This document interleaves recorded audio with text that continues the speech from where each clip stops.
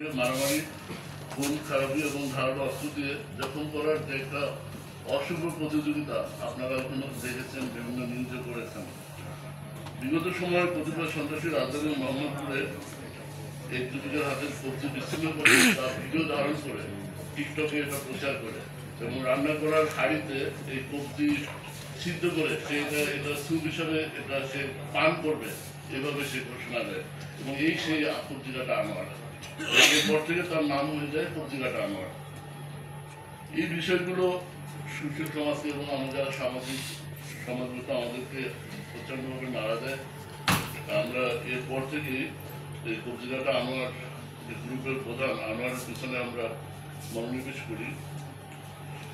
আমরা গতকাল গ্রামগঞ্জ এলাকা থেকে দীর্ঘদিন অনুসরণের পর তাকে আমরা আটক করতে সক্ষম হই। এই আনোয়ারের একটা ক্যারেক্টারিস্টিক হলো সে কোনো মোবাইল ফোন ব্যবহার করে না, যার কোনো মোবাইল নেই, সাথে কখনো সে মোবাইল রাখে না।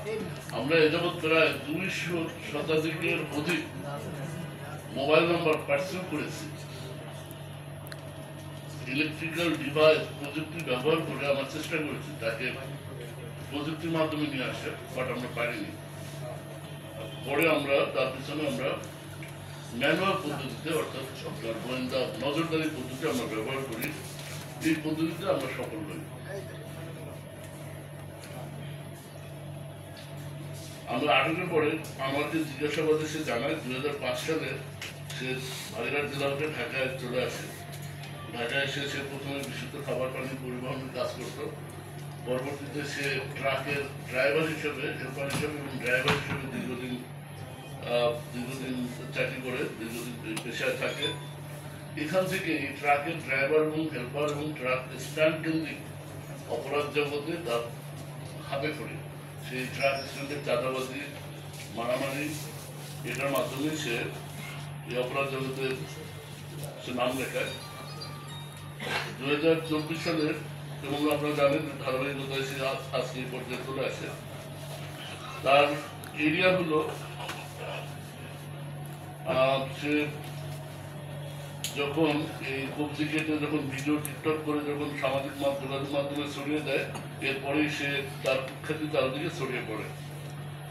মোহাম্মদপুর, ঢাকা উদ্যান, চাঁদ উদ্যান, নবীনগর হাউজিং, তঞ্জিমা হাউজিং, আদাবরের শ্যামলী হাউজিং, সেক্ষেত্রে নবোদয় হাউজিং এলাকা তার নিয়ন্ত্রণে। এই এলাকায় সে আধিপত্য বজায় রাখে এবং কিশোরদের ব্যবহার করে মাদক, অস্ত্র, ছিনতাই, চাঁদাবাজি সহ অন্যান্য অপকর্মগুলো সে নিয়মিত করে প্রচুর টাকা পয়সা অর্জন করে।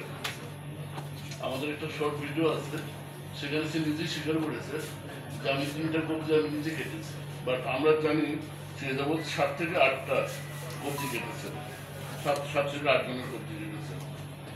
এছাড়াও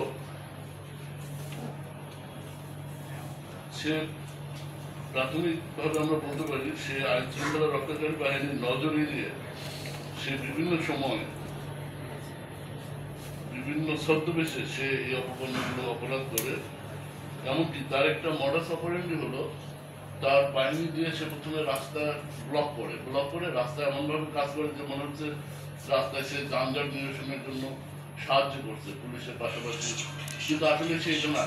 এই পিছনে যখন জ্যামটা লাগে, এই জ্যামের পিছনে সে যখন ওখানে ছিনতাই করে বা কাউকে মার্ডার করছে কুপিয়ে প্রকাশ্য দিবালোকে, এবং এইটার সতর্কতামূলক ব্যবস্থা হিসেবে তার অ্যাডভান্স টিম দিয়ে সে সামনের রাস্তাটাকে আটকে দেয়, আটকে একটা ব্লকেট তৈরি করে পিছনে তার সে নিজে এবং তার সাংবাদিক নিয়ে টার্গেটের উপরে দিনে দুপুরে রাস্তায় কুপিয়ে হত্যা করে অথবা ছিনতাই করে। এটা তার একটা মডাস অপারেন্ডি।